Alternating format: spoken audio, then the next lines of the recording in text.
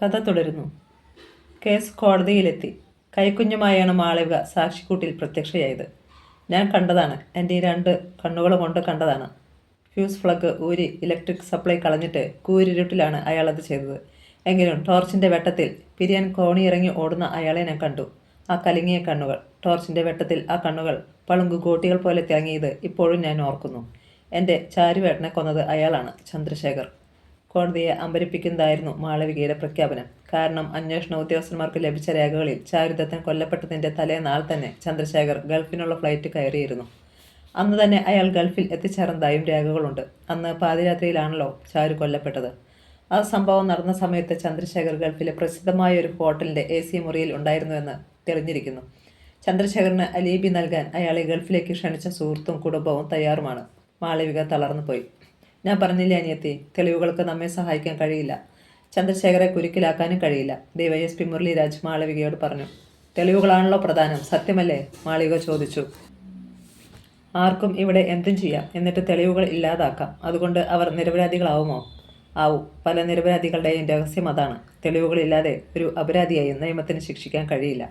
അപ്പോൾ ഞാൻ എൻ്റെ ഈ കണ്ണുകൾ കൊണ്ട് കണ്ടത്? ഐ വിറ്റ്നസിനെ കോടതിയെ അത്രയൊന്നും സ്വാധീനിക്കാൻ കഴിയില്ല. ചന്ദ്രശേഖരുടെ അഡ്വക്കേറ്റ് കോടതിയിൽ അക്കാര്യം ഉറപ്പിച്ചു.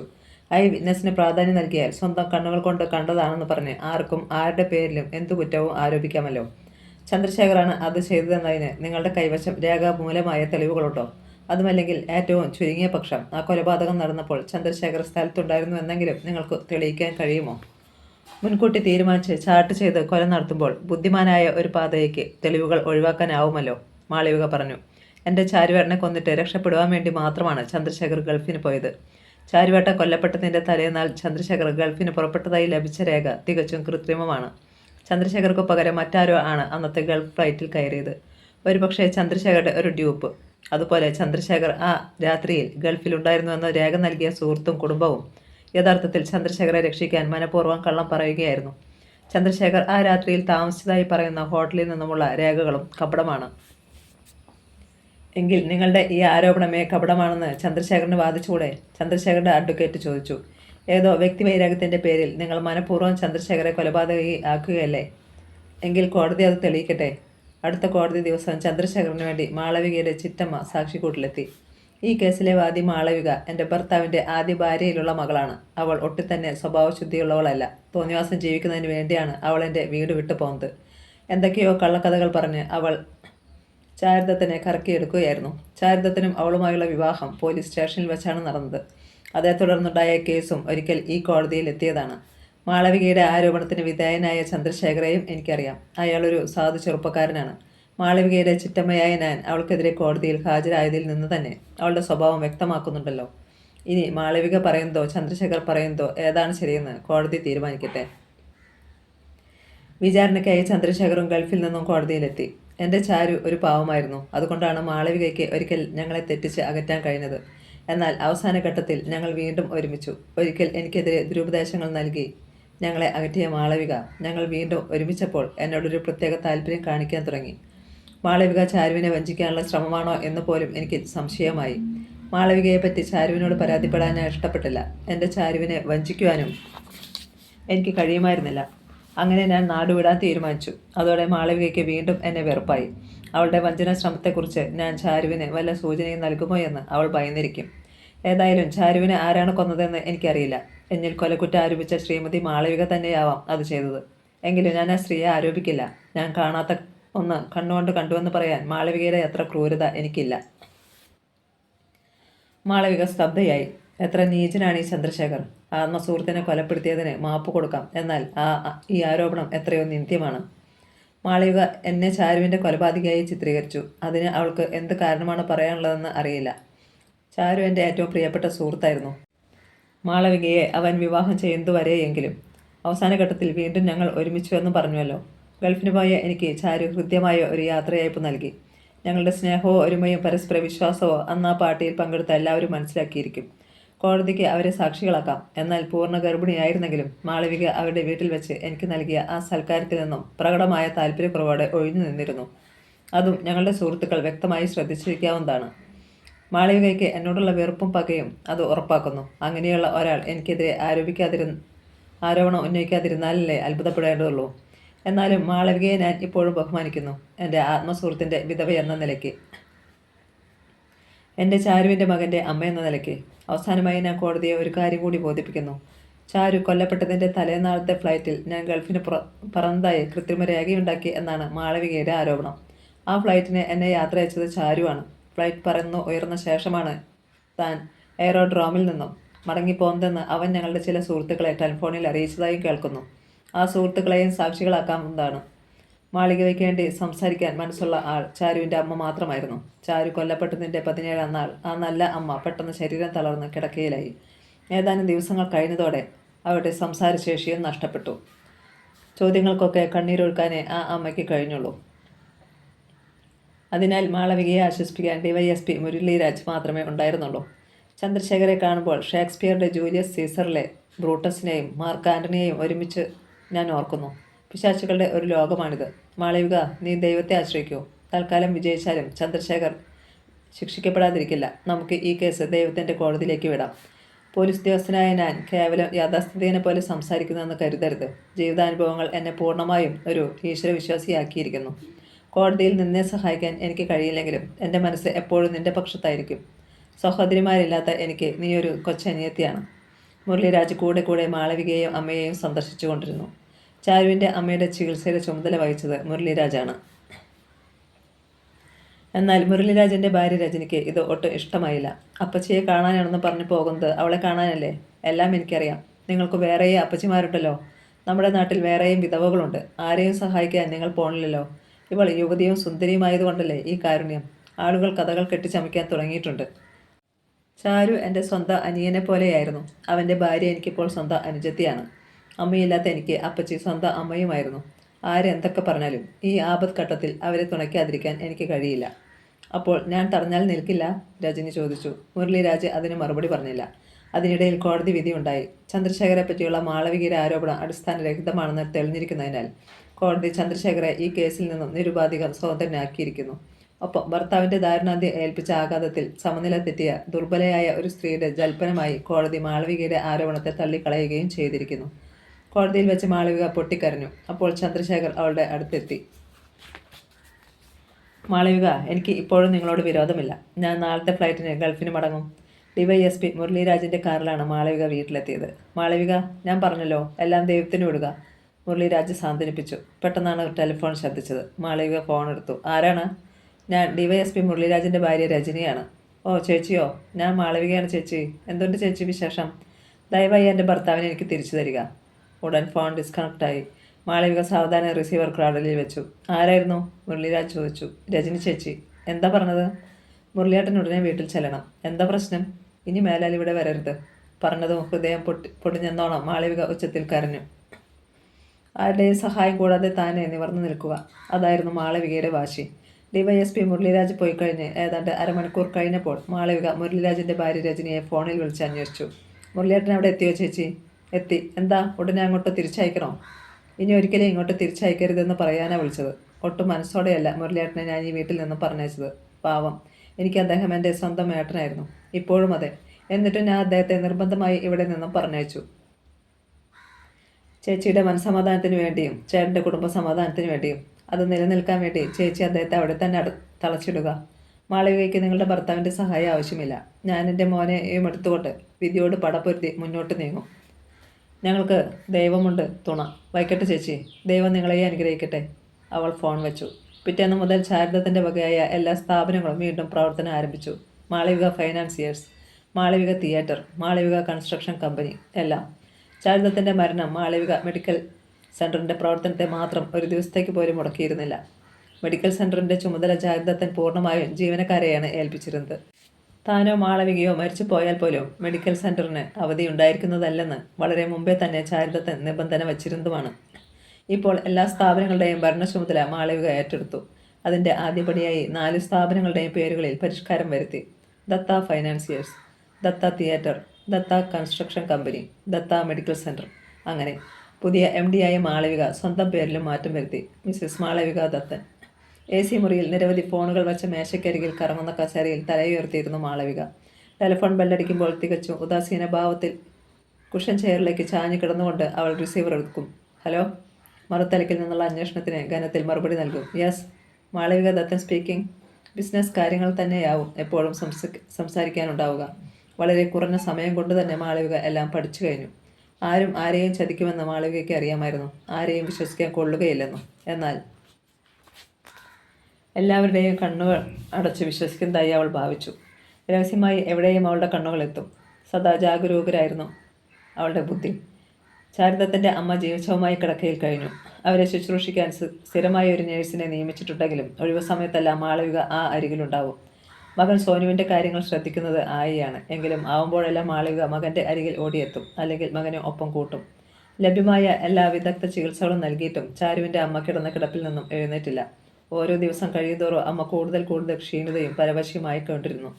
ഒരു ദിവസം മാളവിക ഓഫീസിലെ തിരക്കിൽ മുഴുകിയിരിക്കുമ്പോഴാണ് പെട്ടെന്ന് വീട്ടിൽ നിന്നും നേഴ്സിൻ്റെ കാർ. മാളവിക കാറിൽ വീട്ടിലേക്ക് പറന്നു. പക്ഷേ അവൾ വൈകിപ്പോയിരുന്നു. ചാരിതത്തിൻ്റെ അമ്മയുടെ നെഞ്ചിൽ നിലനിന്നിരുന്ന നേരിയ കിതപ്പ് എന്നേക്കുമായി അവസാനിച്ചിരുന്നു. ചാരിതത്തൻ കൊല്ലപ്പെട്ടപ്പോൾ അലറിക്കരഞ്ഞുകൊണ്ട് ബോധഹീനയായവളാണ് മാളവിക. എന്നാൽ ഇത്തവണ അവൾ കരഞ്ഞില്ല, തളർന്നു വീണില്ല. കരുത്തോടെ നിവർന്നു നിന്നു. കണ്ണീർ ഉള്ളിൽ തടഞ്ഞു വെച്ചു. ശവസംസ്കാര ചടങ്ങുകളുടെ ചുമതല വഹിച്ചത് മാളവിക തന്നെയാണ്. ഓടി നടന്ന് എല്ലാം ചെയ്തു. അനുശോചനം അറിയിച്ചവരോട് നന്ദി പറഞ്ഞു. ചാരുവിൻ്റെ മാല ചാർത്തിയ ചിത്രത്തിനരികിൽ അമ്മയുടെ ചിത്രവും തൂക്കി. ചാരുവേട്ട. അമ്മേ, എന്നെ ഓർത്ത് വിഷമിക്കരുത്. ഇപ്പോഴും ഞാൻ തനിച്ചായിട്ടില്ല. എൻ്റെ മോനുണ്ട്. നിങ്ങളുടെ നല്ല സ്മരണകളും. അല്പം പോലും എൻ്റെ കരുത്ത് ചോർന്നിട്ടില്ല. ദിനംപ്രതി അത് വർദ്ധിക്കുന്നതേയുള്ളൂ. ഞാൻ പിടിച്ചു നിൽക്കും. എൻ്റെ ചാരുവേട്ടൻ്റെ ജീവൻ തട്ടിത്തെറിപ്പിച്ചവൻ്റെ ചോരയ്ക്കായി ഞാൻ കാത്തിരിക്കുകയാണ്. എൻ്റെ ഓരോ ദിവസവും ആ ഒരു ദിവസത്തേക്കുള്ള യാത്രയാണ്. ഞാൻ ആത്മഹത്യ ചെയ്യാതെ ജീവിച്ചിരിക്കുന്നത് ആ ഒരു ദിവസത്തിന് വേണ്ടിയാണ്. പിറ്റേന്ന് മുതൽ മാളവിക സോനുവിനെയും ഓഫീസിലേക്ക് കൊണ്ടുപോകാൻ തുടങ്ങി. അവനെ മടിയിലിരുത്തിക്കൊണ്ടാണ് മാളവിക ജോലി ചെയ്യുക. എല്ലാം കണ്ടും കേട്ടും മോൻ വളരട്ടെ. സോനുവിൻ്റെ കാര്യങ്ങൾ അന്വേഷിക്കാൻ ഒരുപാട് പേർ ഉണ്ടായിരുന്നു. എന്നാൽ അവനെ സ്നേഹിക്കാൻ അമ്മ മാത്രമേ ഉണ്ടായിരുന്നുള്ളൂ. ആയിടെ ഒരു ദിവസം മാളവിക ഓഫീസിൽ നിന്നും കാറിൽ വീടിൻ്റെ പോർച്ചിൽ വന്നിറങ്ങിയപ്പോൾ നന്നേ ക്ഷീണിച്ച് അവശയായ ഒരു മധ്യവയസ്കയും മെലിഞ്ഞ് കവിളൊട്ടിയ 2 യുവതികളും അവൾക്കായി കാത്തു നിൽക്കുന്നുണ്ടായിരുന്നു. ആദ്യ കാഴ്ചയിൽ മൂവരെയും മാളവികയ്ക്ക് മനസ്സിലായില്ല. എന്തേ? മാളവിക അന്വേഷിച്ചു. മോൾക്ക് എന്നെ മനസ്സിലായില്ലേ? മധ്യവയസ്ക വാത്സല്യത്തിൽ ആരാഞ്ഞു. മോളെ, നിന്റെ ചിറ്റമ്മയാ ഞാൻ. നിന്നെ വളർത്തി ഈ നിലയ്ക്ക് എത്തിച്ച ചിറ്റമ്മ. നീ എന്നെ മറന്നാലും നിന്നെ മറക്കാൻ എനിക്ക് കഴിയില്ല. പറ്റില്ലെങ്കിലും പോറ്റിയവൾ ഞാനല്ലേ. നിന്നെ കഴിഞ്ഞേ എനിക്ക് എൻ്റെ പെറ്റ മക്കളുള്ളൂ. മാളവിക അത്ഭുതത്തോടെ അവരെ നോക്കി. ചിറ്റമ്മയാണെന്ന് വിശ്വസിക്കാൻ കഴിയുന്നില്ല. അത്ര മാറ്റം. 2-3 വർഷങ്ങൾ കൊണ്ട് അവർ ആകെ കോലം കെട്ടിരിക്കുന്നു. അവരുടെ നിഴൽ പറ്റി നിൽക്കുന്ന യുവതികളും ശരിക്കും പേക്കോലങ്ങളായി തീർന്നിരിക്കുന്നു. ഇവർ മല്ലികയും മഞ്ചരിയുമല്ലേ? മാളവിക ചോദിച്ചു. അതെ ചേച്ചി. മല്ലിക മാളവികയുടെ കയ്യിൽ പിടിച്ചു. എത്ര നാളായി ഞങ്ങൾ ചേച്ചിയെ കണ്ടിട്ട്. ഞങ്ങൾ എപ്പോഴും ചേച്ചിയുടെ കാര്യം പറയാറുണ്ട്. ചേച്ചിക്ക് ആരും ഒരു സഹായത്തിന് ഇല്ലല്ലോ എന്ന്. ഞങ്ങൾക്ക് ആകാവുന്ന സഹായമൊക്കെ ചെയ്തു തരാമല്ലോ എന്ന വിചാരത്തിലാണ് വന്നതും. നീ ആരും ഇല്ലാത്തവളാണെന്നല്ലേ ഇവിടെ പലരും പറഞ്ഞുകൊണ്ട് നടക്കണത്. ഞങ്ങളിവിടെ താമസിക്കാം. നിനക്ക് 2 അനുജത്തിമാരും അമ്മയും ഉണ്ടെന്ന് ആളുകൾ അറിയട്ടെ, ചിറ്റമ്മ പറഞ്ഞു. എന്തിനാണ് ചിറ്റമ്മേ ഇങ്ങനെയെല്ലാം പറയുന്നത്? എന്തെങ്കിലും സഹായം ആവശ്യമുണ്ടെങ്കിൽ അറിയിച്ചാൽ മതി, ഞാൻ ചെയ്യാം. ഞങ്ങൾ എന്താവശ്യപ്പെട്ടാലും നീ തരുമെന്ന് ഞങ്ങൾക്കറിയാം. ഞങ്ങളല്ലാതെ മറ്റാരുണ്ട് നിനക്ക്? ഒരു മോനുണ്ടെങ്കിലും അതിന് നിന്നെ സഹായിക്കാനുള്ള പ്രായമൊന്നും ആയില്ലല്ലോ. അവൻ്റെ കാര്യങ്ങൾ ഇനി മുതൽ നിന്റെ അനിയത്തിമാർ നോക്കിക്കൊള്ളൂ. നീ ചെറിയ പെണ്ണല്ലേ. വേണമെങ്കിൽ ഒരു 2ാം വിവാഹം ചെയ്യാമല്ലോ. പറ്റിയൊരു പയ്യനെ ഞാൻ കണ്ടുപിടിക്കാം. വേണ്ട, പറ്റിയ 2 പേരെ കണ്ടുപിടിച്ച് സ്വന്തം പെൺമക്കളുടെ കാര്യം നോക്കിയാൽ മതി. ചെറ്റമ്മയുടെ മുഖം മങ്ങി. പെൺകുട്ടികൾ പരസ്പരം നോക്കി. ഒരു കാര്യം തുറന്നു പറഞ്ഞേക്കാം, മാളവിക അറിയിച്ചു. യാതൊരു കാരണവശാലും ചിറ്റമ്മയെ ഞാൻ എൻ്റെ വീട്ടിനുള്ളിൽ കടത്തില്ല. എന്നാൽ എൻ്റെ അച്ഛൻ്റെ രക്തത്തിൽ പിറന്ന കുട്ടികളോട് എനിക്ക് സ്നേഹമുണ്ട്. ചിറ്റമ്മയുടെ രക്തത്തിൻ്റെ പങ്കു കാരണം അവരെന്നെ ഒരുപാട് ദ്രോഹിച്ചതാണെങ്കിലും. വരൂ. മാളവിക അനുജത്തിമാരെ അകത്തേക്ക് വിളിച്ചു. അമ്മയുടെ തെറ്റുകൾക്ക് മാപ്പ് കൊടുക്കൂ ചേച്ചി, മഞ്ചരി അപേക്ഷിച്ചു. ഇല്ല, നിങ്ങളുടെ അമ്മയ്ക്ക് മാപ്പില്ല. അവരെ പോലൊരു സ്ത്രീയെ എൻ്റെ വീട്ടിനുള്ളിൽ കടത്തിയാൽ എൻ്റെ ചാരുവേട്ടൻ്റെയും അമ്മയുടെയും ആത്മാക്കൾ എന്നെ കുറ്റപ്പെടുത്തും. പൊടുന്നനെ മല്ലികയുടെയും മഞ്ചരിയുടെയും മുഖം മാറി. ഞങ്ങളുടെ അമ്മയ്ക്ക് കടക്കാൻ അനുവാദമില്ലാത്തിടത്ത് ഞങ്ങളും കടക്കുന്നില്ല ചേച്ചി. അതാണ് നിങ്ങളുടെ തീരുമാനമെങ്കിൽ അങ്ങനെ, മാളവിക പറഞ്ഞു. കഷ്ടപ്പെട്ടാണ് ഞാൻ ഈ നിലയിൽ എത്തിച്ചേർന്നത്. കഷ്ടപ്പെടുത്തുന്നത് ഒരു ചീത്ത കാര്യമായി എനിക്ക് തോന്നുന്നില്ല. കഷ്ടപ്പാട് സുഖത്തിലേക്കുള്ള യാത്രയുടെ ആരംഭമാണ്. കഷ്ടപ്പെടാനും പ്രയത്നിക്കാനും തയ്യാറാണെങ്കിൽ ഞാൻ നിങ്ങൾക്കൊരു വഴി കാണിച്ചു തരാം. ടൗണിൽ ഒരു കൊച്ചു വാടക വീടും ഏർപ്പാടാക്കി തരാം. എൻ്റെ കൺസ്ട്രക്ഷൻ കമ്പനിയിൽ നിങ്ങൾക്ക് കൂലിപ്പണിക്കാരായി ചേരാം. ജീവിക്കാനുള്ള ശമ്പളം കിട്ടും. വേക്കൻസി ഉണ്ടാകുമ്പോൾ ഫൈനാൻസിയേഴ്സിൽ ഗുമസ്ത പണി തരാം. അതുവരെ കിട്ടുന്ന പണി ചെയ്യുക. സമ്മതമെങ്കിൽ സ്ഥലം വിടുക. ഇരുവരും മിണ്ടിയില്ല. ചേച്ചിയുടെ കൂടെ ബംഗ്ലാവിൽ താമസിച്ച് സുഖിച്ച് ജീവിക്കാമെന്ന് കരുതിയാണ് വന്നതെങ്കിൽ നടക്കില്ല. ഞാനും ഇവിടെ സുഖിച്ച് താമസിക്കുകയല്ലെന്ന് ക്രമേണ നിങ്ങൾക്ക് മനസ്സിലാവും. വേഗം പറയുക, യെസ് ഓർ നോ. സമ്മതിക്കുകയേ അവർക്ക് തരമുണ്ടായിരുന്നുള്ളൂ. അങ്ങനെ മാളവികയുടെ ചുമതലയിൽ ചിറ്റമ്മയും മക്കളും പട്ടണത്തിൽ ഒരു കൊച്ചു വാടക വീട്ടിൽ താമസം ആരംഭിച്ചു. തൽക്കാലം കഷ്ടപ്പെടുക തന്നെ എന്നവർ തീരുമാനിച്ചു. പെരുമാറ്റം നന്നേ പരുക്കനായിരുന്നെങ്കിലും മാളവികയ്ക്ക് അനുജത്തിമാരോട് സ്നേഹമുണ്ടായിരുന്നു. അവരെ ഓരോ കരയ്ക്ക് എത്തിക്കണമെന്ന ആഗ്രഹവും ഉണ്ടായിരുന്നു. എന്നാൽ ചിറ്റമ്മയുടെയും മക്കളുടെയും വിചാരം അതായിരുന്നില്ല. മാളവിക വാടക കൊടുക്കുന്ന വീട്ടിൽ താമസിച്ചുകൊണ്ട് അവർ മാളവികയ്ക്ക് എതിരെ കണക്കുകൾ കൂട്ടി. ആ അഹങ്കാരിയെ ഞാൻ കാണിച്ചു കൊടുക്കാം. ചിറ്റമ്മ പല്ലിറുമ്മി. അവളുടെ ബംഗ്ലാവിൽ ഞാൻ കടക്കരുതെന്നല്ലേ പറഞ്ഞത്? ഞാൻ നശിച്ചാലും ശരി, എൻ്റെ മക്കൾ നശിച്ചാലും ശരി, അവളെ ഞാൻ അധികകാലം ആ ബംഗ്ലാവിൽ താമസിപ്പിക്കുകയില്ല. അവളെ ഞാൻ തെരുവിലിറക്കും, പിച്ചത്തെണ്ടിക്കും, തീർച്ച. അവർ നിലത്തേക്ക് കാർക്കിച്ചു തുപ്പി. 22 വർഷങ്ങൾ, 22 പടിക്കെട്ടുകളായാണ് മാളവികയ്ക്ക് തോന്നുന്നത്. 10ഓളം പ്രശസ്ത സ്ഥാപനങ്ങൾ ദത്തയുടെ പേരിൽ പ്രവർത്തിക്കുന്നു. ആശുപത്രി, ഔഷധ നിർമ്മാണശാല, construction company, bank, hotel, travel agency, അങ്ങനെ വിവിധ തുറകളിൽ. ദത്തയുടെ വകയായി എല്ലാ സ്ഥാപനങ്ങൾക്കും കൂടി നഗരഹൃദയത്തിൽ ദത്ത എന്ന 7 നില സൗധം. എല്ലാ സ്ഥാപനങ്ങളുടെയും പ്രധാന സ്ഥാപനം അവിടെ പ്രവർത്തിക്കുന്നു. ഔഷധ നിർമ്മാണശാലയ്ക്ക് നഗരത്തിൽ നിന്നും അല്പം മാറി ഫാക്ടറിയും കൺസ്ട്രക്ഷൻ കമ്പനിക്ക് ഒരു സ്റ്റോറും, ഹോട്ടലിന് കടൽ തീരത്ത് ഗംഭീരമായ ഒരു ഡ്രൈവ് ഇൻ റെസ്റ്റോറൻറ്റും കൂടിയുണ്ട്. പിന്നെ തിയേറ്ററുകളും തേയിലത്തോട്ടവും വേറെ. രാവിലെ 9:30 തൻ്റെ വിദേശ കാറിൽ തന്നെ ഡ്രൈവ് ചെയ്ത് മിസ്സിസ് മാളവിക ദത്തൻ ദത്തയുടെ ഓഫീസിലെത്തുന്നു. മാളവിക ദത്തൻ്റെ കൃത്യനിഷ്ഠയും നിർണായക നിമിഷങ്ങളിൽ പെട്ടെന്ന് തീരുമാനമെടുക്കാനുള്ള കഴിവും ദത്തയുമായി ബന്ധപ്പെട്ടിട്ടുള്ളവർക്കെല്ലാം വളരെ ബോധ്യമായിട്ടുണ്ട്. പതറാത്ത വ്യക്തിത്വം, അങ്ങേയറ്റത്തെ സത്യസന്ധതയും ആത്മാർത്ഥതയും. പിന്നിലേക്ക് ചീകി കെട്ടിവെച്ച സമൃദ്ധമായ മുടിയുടെ മധ്യേ കൂടി വെള്ളനൂലുകൾ ഇടകലർത്തിയതുപോലെ നര. മുഖത്ത് ഘനഗംഭീര ഭാവം. നനുത്ത പൂക്കളുള്ള വെള്ള കോട്ടൺ സാരി, കഴുത്ത് മൂടും വിധം തുന്നിയ ബ്ലൗസ്, തികച്ചും നിരാഭരണ. പൊട്ടോ പൂവോ പോലുമില്ല. ആ മുഖത്തെ ഏക അലങ്കാരം സ്വർണ്ണ ഫ്രെയിമുള്ള വട്ടക്കണ്ണടയാണ്. അതിനപ്പുറം ആജ്ഞാശക്തി സ്ഫുരിക്കുന്ന കണ്ണുകൾ. ഇപ്പോൾ മാളവികയുടെ കാർ ഡ്രൈവ് ചെയ്യുന്നത് മകൻ സോനുവാണ്. വിദേശത്ത് നിന്ന് എഞ്ചിനീയറിംഗ് ഡിഗ്രി എടുത്ത് തിരിച്ചെത്തിയ ഉടൻ സോനു അമ്മയുടെ ഡ്രൈവർ ജോലി ഏറ്റെടുത്തു. മടങ്ങിപ്പോകും വരെ ഇനിയും അമ്മയുടെ സാരഥി ഞാനായിരിക്കും. മടങ്ങിപ്പോകാനോ? മാളവിക ഗനത്തിൽ മകനെ നോക്കി. അതെ, എനിക്ക് ഹയർ സ്റ്റഡീസിന് പോകണ്ടേ? ഹയർ സ്റ്റഡീസിന് നിർബന്ധമാണെങ്കിൽ ഇവിടെ നടത്തിക്കൂടെ? എനിക്കൊരു തുണയുമായി. അല്ലെങ്കിൽ നിൻ്റെ അച്ഛൻ്റെ പേരിലുള്ള സ്ഥാപനങ്ങളെല്ലാം ഇനി നീ വേണം നോക്കി നടത്താൻ. അമ്മയില്ലേ? ഇതുവരെ നോക്കി നടത്തിയതെല്ലാം അമ്മയാണല്ലോ. എനിക്ക് വയസ്സായി, വയ്യാന്നുമായിരിക്കുന്നു. ഓ വയസ്സ്, ഒന്ന് ചുമ്മാതിരി അമ്മേ. You are still young. ഈ വയസ്സി വേഷമെല്ലാം അഴിച്ചുമാറ്റി കുറച്ചുകൂടി സ്മാർട്ട് ഡ്രസ്സ് ധരിച്ചാൽ മതി. അമ്മയ്ക്ക് സ്വയം ചെറുപ്പം ഫീൽ ചെയ്യും. ഒന്ന് പോടാ. മാളവിക മകൻ്റെ നേർക്ക് കൈവാങ്ങി. ഞാൻ സിനിമാ നടിയൊന്നുമല്ലല്ലോ നിത്യയൗവനം സൂക്ഷിക്കാൻ. സിനിമാ നടി അല്ലെങ്കിൽ എന്ത്? അമ്മയ്ക്ക് ഇവിടെ എത്ര ഗ്രേറ്റ് ഇമേജാണുള്ളത്. ഇന്ത്യയിലെ പ്രമുഖ വനിതാ വ്യവസായികളിൽ മുൻനിരയിൽ രേഖപ്പെടുത്തിയിരിക്കുന്ന പേരുകളിലൊന്ന് അമ്മയുടേതല്ലേ? മതി. മകൻ അമ്മയെ പുകഴ്ത്തുന്നതിലൊന്നും അർത്ഥമില്ല. അന്യർ പറയട്ടെ. അന്യർ പറയുന്നത് കേട്ടാണല്ലോ ഞാൻ അമ്മയെക്കുറിച്ച് കൂടുതൽ മനസ്സിലാക്കിയത്. ചില വിദേശി വനിതാ പ്രസിദ്ധീകരണങ്ങളിൽ പോലും ഞാൻ അമ്മയെക്കുറിച്ചുള്ള റൈറ്റപ്സ് വായിച്ചിട്ടുണ്ട്. മാളവികയുടെ മുഖം വാടി. ശരിയാണ്, നീ എന്നെക്കുറിച്ച് കൂടുതൽ മനസ്സിലാക്കിയത് അന്യരിൽ നിന്നാണ്. കാരണം ഒരമ്മയുടെ കടമ പലപ്പോഴും മറന്നു പോയവളാണ്. ഉയരങ്ങളിലേക്കുള്ള പടിക്കെട്ടുകൾ ചാടിക്കയറാനുള്ള തിടുക്കമായിരുന്നു എനിക്ക്. ആയമാരിലും ബോർഡിങ്ങിലും ഹോസ്റ്റൽ മുറികളിലും നിന്റെ ദിവസങ്ങൾ ചെലവായി. എങ്കിലും മോനെ, ഞാൻ ഈ നിലയ്ക്കെത്തിയത് എനിക്ക് വേണ്ടിയല്ല. നിന്റെ അച്ഛൻ്റെ ആത്മാവിനോട് നീതി കാട്ടാനും നിന്റെ ജീവിതം സുരക്ഷിതമാക്കാനും വേണ്ടിയായിരുന്നു. അമ്മ എന്നെ തെറ്റിദ്ധരിച്ചു. അമ്മയെ മനസ്സിലാക്കാതെയല്ല ഞാൻ പറഞ്ഞത്. അമ്മയ്ക്ക് വേണ്ടിയല്ല അമ്മ ജീവിച്ചതെന്നും അറിയാം. അമ്മയുടെ ജീവിത ലക്ഷ്യം എന്താണെന്നും കുട്ടിക്കാലത്തെ എന്നോട് അമ്മ പറഞ്ഞിട്ടുണ്ടല്ലോ. അതെ, ഇന്നും എൻ്റെ ലക്ഷ്യം അതാണ്. ഞാൻ ജീവിച്ചതും പണമുണ്ടാക്കിയതും എല്ലാം പ്രധാനമായും അതിനാണ്. മാളവികയുടെ മുഖം വലിഞ്ഞു മുറുകി. അങ്ങേയറ്റ രഹസ്യമായി ഒരു കൊല ചെയ്യുക, എന്നിട്ട് നിയമത്തിൻ്റെ പിടിയിൽ നിന്നും ജീവിതകാലം മുഴുവൻ ഒഴിഞ്ഞു നിൽക്കുക. എൻ്റെ വാശിയാണത്. പക്ഷേ ആരെയാണെന്ന് അമ്മ കൊല ചെയ്യാൻ വേണ്ടി പോകുന്നത്? അത് ആരാണെന്ന് മാത്രം ഇതുവരെ പറഞ്ഞിട്ടില്ലല്ലോ. പറയാൻ സമയമായില്ല. എൻ്റെ അച്ഛനെ കൊന്നത് ആരാണെന്നറിഞ്ഞാൽ അമ്മയുടെ ജോലി ലഘൂകരിക്കാമല്ലോ. ചുരുങ്ങിയ പക്ഷം അയാളെ കണ്ടുപിടിക്കാനെങ്കിലും അമ്മയെ ഞാൻ സഹായിക്കുന്നതാണ്. ഇന്നല്ലെങ്കിൽ നാളെ ഞാൻ അയാളെ കണ്ടുപിടിക്കും. 22 വർഷമായി ഞാൻ തേടിക്കൊണ്ടിരിക്കുകയാണ്. തേടിക്കോളൂ. പക്ഷേ കണ്ടുപിടിച്ചാൽ കക്ഷിയെ നേരിട്ട് എൻ്റെ കയ്യിൽ ഏൽപ്പിക്കണം. എൻ്റെ അച്ഛനെ കൊന്നവനോട് കണക്ക് തീർക്കേണ്ടത് എൻ്റെ ജോലിയാണ്. ഇല്ല സോനു, ആ ജോലി അമ്മ നിന്നെ ഏൽപ്പിക്കില്ല. നീ ഒരു കൊല ചെയ്തിട്ട് തൂക്കുമരത്തിലേറിക്കൂടാ. നിനക്ക് നല്ലൊരു ജീവിതം വേണം. കൊല ചെയ്തിട്ട് നിയമത്തിൻ്റെ പിടിയിൽപ്പെടാതെ സൂക്ഷിച്ചാൽ പോരെ? ദൗർഭാഗ്യത്തിന് പിടിക്കപ്പെട്ടു പോയാലോ?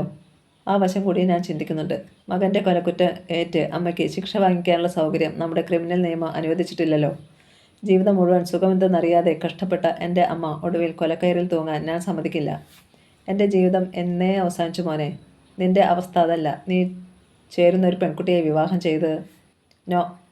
കൊലപാതകയാവാൻ കാത്തിരിക്കുന്ന ഞാൻ നിരപരാധിയായ ഒരു പെൺകുട്ടിയുടെ ജീവിതം കൂടി തുലയ്ക്കണോ? ലോകത്തിൽ എനിക്ക് ചേരുന്ന സുന്ദരികളില്ലാഞ്ഞിട്ടല്ല, എൻ്റെ മനസ്സിൽ ആശ തോന്നാതെയുമല്ല ഞാനൊരു പ്രേമബദ്ധത്തിൽ പോലും വീഴാത്തത്. സോനു, നീ എഴുതാപ്പുറം വായിക്കണ്ട. നിന്റെ അച്ഛൻ്റെ കൊലപാതകയോട് കണക്ക് തീർക്കുന്ന ഒപ്പം മറ്റൊരു മോഹം കൂടി എനിക്ക് സാധിക്കാനുണ്ട്. നിന്റെ ദാമ്പത്യ ജീവിതം കാണണം. മനസ്സിന് ഇഷ്ടപ്പെട്ട ഏത് പെൺകുട്ടിയെയും നിനക്ക് വരിക്കാം. ഞാൻ അനുവദിച്ചിരിക്കുന്നു. ഇനി ഈ വിഷയത്തെക്കുറിച്ച് ഒരു തർക്കമേ വേണ്ട, മാളവിക പറഞ്ഞു നിർത്തി. മാളവികയുടെ നിർബന്ധം മുറുകിയപ്പോൾ സോനു വിദേശത്ത് പോകണമെന്ന ആശ കൂടി ഉപേക്ഷിച്ചു. അമ്മയായിരുന്നു അവനെല്ലാം. ചിലപ്പോൾ കണിശക്കാരിയായ ഒരു അധ്യാപികയെ പോലെയാണ് മാളവിക, മറ്റു ചിലപ്പോൾ സോനുവിൻ്റെ കളിക്കൂട്ടുകാരിയെ പോലെയും. സോനുവിനോട് എന്തും തുറന്നു പറയാനും ആവശ്യപ്പെടാനുമുള്ള സ്വാതന്ത്ര്യം മാളവിക നൽകിയിരുന്നു. സോനു ബിസിനസ്സിൽ തൻ്റെ സഹായിയായി തീർന്നതോടെ മാളവികയ്ക്ക് സമാധാനമായി. മകനെ എപ്പോഴും കാണാം. ക്രമേണ അവൻ ദത്തയുടെ ജനറൽ മാനേജർ പദവിയും ഏറ്റെടുത്തു. മാളവികയുടെ സുഹൃത്തുക്കൾ എല്ലാ പേരും ഉന്നത ശ്രേണികളിൽപ്പെട്ടവരായിരുന്നു. മന്ത്രിമാർ, പ്രമുഖ രാഷ്ട്രീയ നേതാക്കൾ, ഉദ്യോഗസ്ഥ പ്രഭുക്കൾ, അങ്ങനെ എല്ലാ പേരിലും അവൾക്ക് നല്ല സ്വാധീനവും ഉണ്ടായിരുന്നു. തൻ്റെ ബിസിനസ്സിൻ്റെ വളർച്ചയ്ക്കായി അവൾ അതെല്ലാം പരമാവധി ഉപയോഗിക്കുകയും ചെയ്തു. എന്നാൽ അന്യർക്ക് ദോഷം വരുന്ന യാതൊന്നും തന്നിൽ നിന്നുണ്ടാവരുതെന്ന് അവൾക്ക് നിർബന്ധമുണ്ടായിരുന്നു. പാവങ്ങളോടും കഷ്ടപ്പെടുന്നവരോടും തീരാത്ത സഹാനുഭൂതി ഉണ്ടായിരുന്നു. കഴിവിനപ്പുറം മാളവിക അത്തരക്കാരെ സഹായിക്കാനും മടിച്ചില്ല. നാടിൻ്റെ ക്ഷേമ പ്രവർത്തനങ്ങൾക്കു വേണ്ടിയും അവൾ പണവും സമയവും ഊർജവും ചെലവിട്ടു. മാളവിക ജനഹൃദയങ്ങളിൽ ഒരു ദേവിയായി. മാളവിക ദേവി എന്ന് വിളിക്കുന്നവരും ഉണ്ടായിരുന്നു. എന്നാൽ ഈ ശരികളെല്ലാം മാളവിക ചെയ്തത് ഒടുവിൽ ചെയ്യേണ്ടതായ വലിയ തെറ്റിൻ്റെ മുൻകൂർ പ്രായശ്ചിത്തമായിട്ടായിരുന്നു. ചന്ദ്രശേഖർ, ചിറകുള്ള സർപ്പമായി നിന്റെ പിന്നാലെ സദാ മാളവിക ഉണ്ടാകും. നീ എവിടെ പോയി ഒളിച്ചാലും. തനിയെ ഇരിക്കുമ്പോൾ മാളവിക പല്ലു ഞമറും. മാളവികയ്ക്ക് വയസ്സ് 41 കഴിഞ്ഞു. 22 വർഷങ്ങളുടെ ഒറ്റയ്ക്കുള്ള ജൈത്രയാത്ര കഴിഞ്ഞിരിക്കുന്നു. മരിക്കുന്നതിന് തൊട്ടു മുമ്പെങ്കിലും എനിക്ക് ചന്ദ്രശേഖരെ കണ്ടെത്തണം. അയാൾ ഗൾഫിൽ ഇല്ലെന്നാണ് അന്വേഷണത്തിൽ അറിഞ്ഞത്. അയാളെക്കുറിച്ച് ആർക്കും അറിയില്ല. മാളവികയല്ലാതെ ആരും അയാളെക്കുറിച്ച് തിരക്കാറുമില്ല. ചന്ദ്രശേഖരെ കണ്ടെത്തിയില്ലെങ്കിൽ മാളവിക ഇത്ര കാലവും ജീവിച്ചതിന് യാതൊരു അർത്ഥവുമില്ല. സോനുവിന് അച്ഛൻ്റെ കൊലപാതകി ആരെന്നറിയാൻ തീരാത്ത ജിജ്ഞാസയുണ്ട്. പക്ഷേ അവന് താൻ ചന്ദ്രശേഖരുടെ ചോരയിൽ കുളിച്ച മൃതദേഹമേ കാട്ടിക്കൊടുക്കൂ. അവനൊരു കൊലപാതകയാവാൻ പാടില്ല. തൻ്റെ പ്രാർത്ഥനകൾ അവന് വേണ്ടിയാണ്. മറ്റ് കടപ്പാടുകളെല്ലാം ഏറെക്കുറെ താൻ തീർത്തു. ആദ്യം അല്പം കർക്കശമായി പെരുമാറിയെങ്കിലും തന്നെ ദ്രോഹിച്ച ചിറ്റമ്മയുടെ മക്കൾക്കു പോലും ഒരു ജീവിതം ഉണ്ടാക്കിക്കൊടുത്തു. 2 പേർക്കും തൻ്റെ സ്ഥാപനങ്ങളിൽ തന്നെ മാന്യമായ ജോലി കൊടുത്തു, അർഹിക്കാത്ത പദവികളോടെ.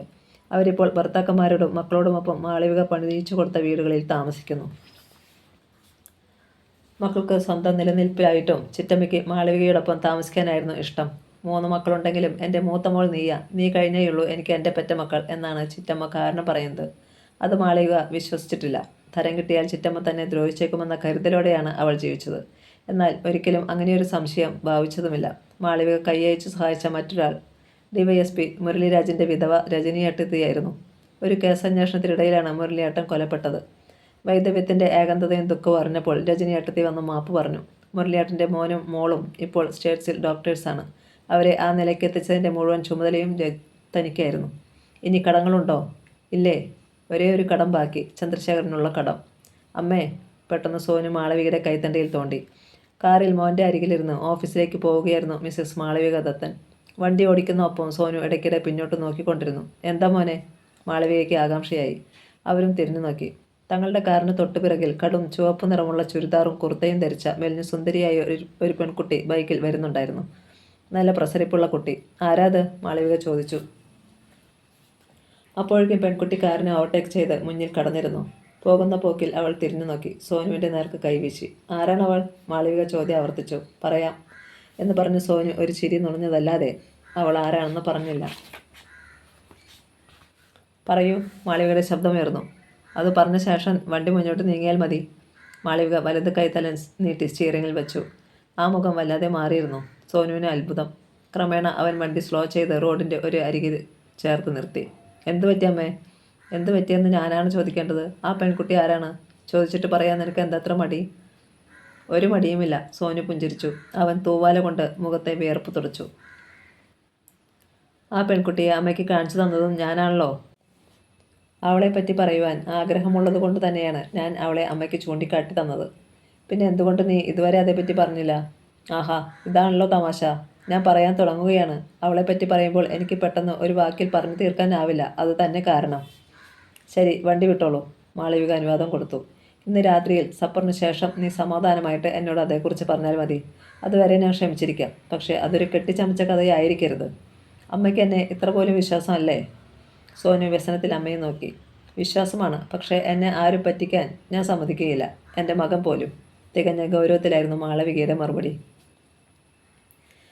രാത്രിയിൽ അത്താഴം കഴിഞ്ഞ് മാളവിക കാത്തിരുന്നു. മകൻ തൻ്റെ അരികിൽ എത്തുന്ന കാലൊച്ചയും കാതോർത്ത്. താനായി ഇനിയും ഓർമ്മിപ്പിക്കില്ലെന്ന് അവർ തീരുമാനിച്ചിരുന്നു. മകൻ തന്നെ ഓർത്ത് അമ്മയുടെ അരികിലെത്തട്ടെ. അവൻ തന്നെ ആ കഥ പറയട്ടെ. അവൻ അത് പറയാൻ മറന്നുപോയാൽ അമ്മയ്ക്ക് കൊടുത്ത വാക്ക് തൻ്റെ സോനു മറക്കുമോ? എങ്കിൽ പിന്നെ അവന് വേണ്ടി താൻ ജീവിച്ചതിന് എന്തർത്ഥം? അവൻ പറയാൻ പോകുന്ന കഥ കേൾക്കാൻ വെമ്പലോടെ കാത്തിരിക്കുകയാണ് ഈ അമ്മ.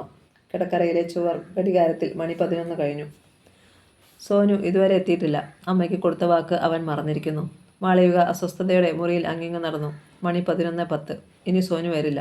അവൻ ക്ലബിൽ കൂട്ടുകാരോടൊപ്പം ഉല്ലസിക്കുകയാവും. അവൻ്റെ അച്ഛൻ ഇങ്ങനെയായിരുന്നില്ല. ചാരുവേട്ടന് പെറ്റമ്മ ദൈവമായിരുന്നു. ഭാര്യയായിരുന്നു അദ്ദേഹത്തിൻ്റെ ഏറ്റവും പ്രിയപ്പെട്ട ചങ്ങാതി. സോനു പാരമ്പര്യത്തെ മാറിക്കിടക്കുകയാണോ? 11:15. വാൾ ക്ലോക്കിലെ പക്ഷി മൃദുവായി ഒന്ന് ചലിച്ചു. പെട്ടെന്ന് കിടക്കരയിലെ വാതിൽ പുറത്തു നിന്നും തള്ളി തുറക്കപ്പെട്ടത്. മുന്നിൽ വിയർപ്പിൽ കുതിർന്ന മുഖത്തോടെ സോനു. അമ്മ ക്ഷമിക്കണം. അവൻ ഓടിയെത്തി മാളവികയുടെ കൈ കവർന്നു. ചില സുഹൃത്തുക്കളുടെ നിർബന്ധത്തിൽ ഞാൻ അല്പം താമസിച്ചു പോയി അമ്മേ. അവരുടെ പിടിവിട്ട് കിട്ടാൻ ഇത്രയും വൈകി. ഞാൻ എത്ര വേഗമാണ് വണ്ടി ഓടിച്ചതെന്ന് എനിക്കേ അറിയൂ. അമ്മ എന്നെ കാത്തിരിക്കുന്ന കാര്യം എനിക്കറിയാം. അതേക്കുറിച്ച് മാത്രമായിരുന്നു എൻ്റെ ചിന്ത. മാളവികയ്ക്ക് സമാധാനമായി. നീ ഭക്ഷണം കഴിച്ചുവോ? ഇല്ല. എങ്കിൽ ഭക്ഷണം കഴിച്ചിട്ട് വരൂ. വേണ്ട, ഇപ്പോൾ തന്നെ ഒരുപാട് വൈകി. ഞാൻ പറയാൻ പോകുന്ന കഥ കേൾക്കാൻ അമ്മ വെമ്പലോടെ കാത്തിരിക്കുകയല്ലേ? നിന്റെ കഥയല്ല എനിക്ക് വലുത്, നീയാണ്. അതുകൊണ്ട് ആദ്യം നീ പോയി ഭക്ഷണം കഴിച്ചു വരൂ. എങ്കിൽ അമ്മയോ എന്നോടൊപ്പം ഇരിക്കണം. മാളവിക ഒരു നിമിഷം ആലോചിച്ചു. എല്ലാറ്റിനും മാളവികയ്ക്ക് കൃത്യമായ ടൈം ടേബിളുണ്ട്. ഭക്ഷണം, ഉറക്കം തുടങ്ങി ഓരോ ദിനചര്യക്കും.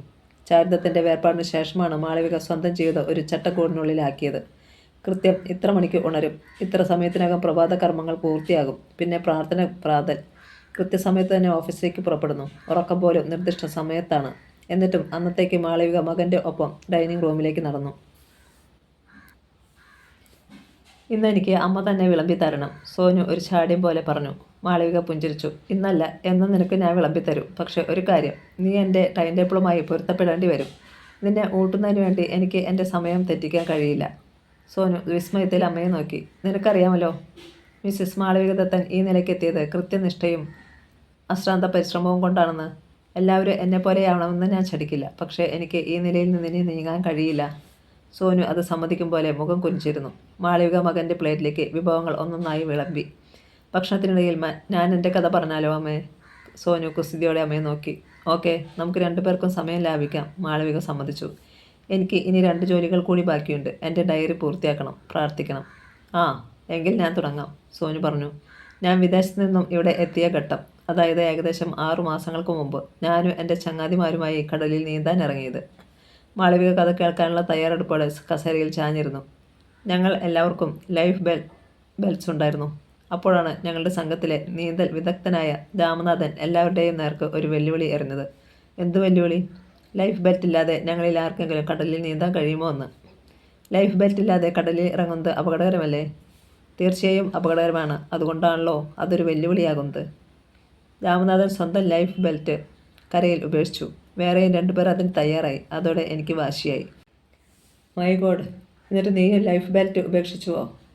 അമ്മ ഇങ്ങനെ നിലവിളിച്ചാലോ? കഴിഞ്ഞു പോയ കഥയല്ലേ? എന്നാലും നീ ലൈഫ് ബെൽറ്റ് ഉപേക്ഷിച്ചല്ലോ. എനിക്ക് നീ മാത്രമല്ലേ ഉള്ളൂ എന്ന കാര്യം നീ മറന്നു. മാളവിക കിതയ്ക്കാൻ തുടങ്ങി. കണ്ടോ, ഇതാണ് അമ്മയുടെ പരിഭവം. വലിയ ആദർശവനിതയായി അഭിനയിക്കും, പക്ഷേ ആളൊരു മഹാസാധു തന്നെ. നാട്ടിൻ പുറത്തുകാരി പെണ്ണുങ്ങളെക്കാൾ കഷ്ടം. സോനു, നീ അധികം വാചകം അടിക്കണ്ട. വാചകമില്ലാതെ എങ്ങനെ കഥ തുടരും? ശരി, പറഞ്ഞു തുലയ്ക്ക്. അങ്ങനെ ലൈഫ് ബെൽറ്റ് ഇല്ലാതെ ഞാൻ കടലിൽ ചാടി. ഞങ്ങൾ ഒരു സാഹസിക സംഘം അങ്ങനെ കടലിലേക്ക് നീങ്ങുകയാണ്. പെട്ടെന്നാണ് ഒരു വൻതിര പാഞ്ഞു വന്ന് ഞങ്ങളെ 4 വശത്തേക്കും തല്ലിത്തെറിപ്പിച്ചത്. എൻ്റെ ഈശ്വര! എന്നിട്ട്? അമ്മ പേടിക്കണ്ട, ഞാൻ ഇപ്പോഴും ജീവിച്ചിരിക്കുന്നുണ്ടല്ലോ. സംശയമുണ്ടെങ്കിൽ എൻ്റെ കയ്യിൽ പിടിച്ചോളൂ. എന്നിട്ട് ഞാൻ തിരയിലൂടെ അകന്നകന്നു പോയി, വളരെ അകലേക്ക്, പുറം കടലിലേക്ക്. എന്നിട്ട്? മാളവികയ്ക്ക് ശ്വാസം മുട്ടിത്തുടങ്ങി. ചത്തു എന്ന് തന്നെ ഞാൻ വിചാരിച്ചു. കരയിൽ നിന്ന് കൂട്ടം നിലവിളികൾ ഉയർന്നു. ഗുരുവായൂരപ്പ!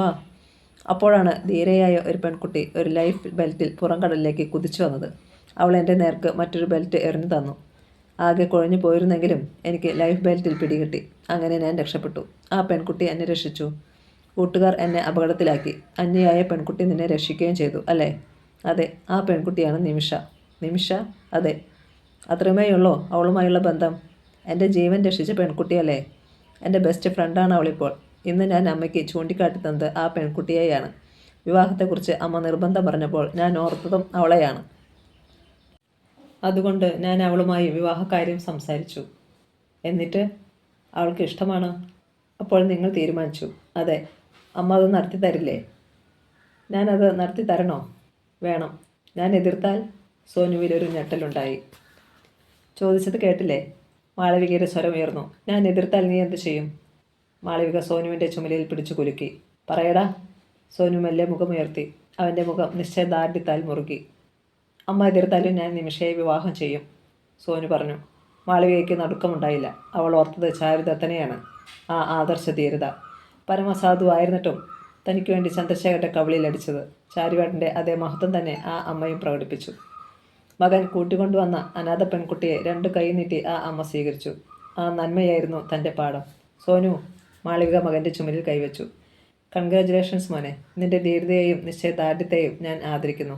അപ്പോൾ ഈ വിവാഹം അമ്മയ്ക്ക് സമ്മതമാണ്. എന്താ സംശയം? നിന്നെ വിവാഹത്തിന് നിർബന്ധിച്ചത് ഞാനല്ലേ?